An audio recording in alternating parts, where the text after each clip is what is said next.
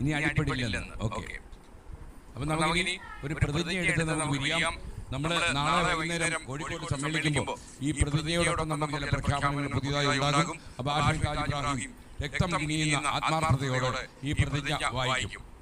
അത് കഴിഞ്ഞാൽ ദേശീയ ഗാനം, അതോടെ ഇവിടുത്തെ നമ്മുടെ ഔദ്യോഗികമായ ചടങ്ങ് അവസാനിക്കും. അത് തുടരും. അപ്പൊ ആ പരിപാടിയില്ല, നമ്മുടെ ദേശീയ ഗാനം വിടുന്നില്ല. അതിന് പകരം ചില 3-4 ഐറ്റംസ് അവതരിപ്പിക്കാനുണ്ട്. അതിവിടെ തുടരും. നമ്മുടെ അടുത്ത ലൊക്കേഷനിൽ എത്താൻ സമയമാകും. ഓക്കെ ആഷിമി.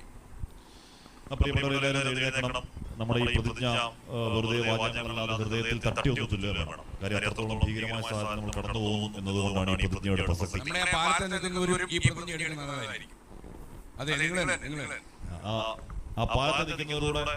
പ്രതിജ്ഞ സഹകരിക്കണേ.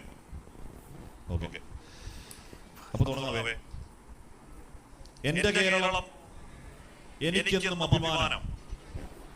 സമൂഹത്തിലെ ദുഷ്പ്രവണതകൾ എന്നെ ആശങ്കപ്പെടുത്തുന്നു. മദ്യവും മയക്കുമരുന്നും കുട്ടികളെ പോലും ഇരയാക്കുന്നു. നിരപരാധികൾ ലഹരി വലയിൽ ബലിയാടാകുന്നു.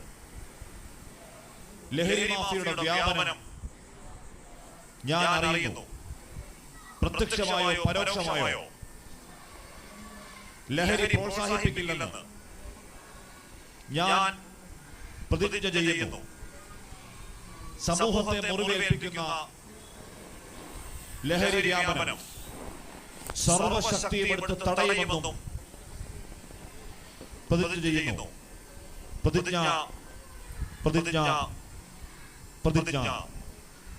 Thank you. അപ്പൊ നിങ്ങൾ എങ്ങനെ പോകാൻ അനുവദിക്കുക? കലാപരിപാടി തുടരും. അപ്പൊ നമ്മൾ മറക്കണ്ട, നാളെ വൈകുന്നേരം 4 മണിക്ക് കോഴിക്കോട് കടപ്പുറത്ത് കപ്പലണ്ടി വാങ്ങിച്ചു വരിക.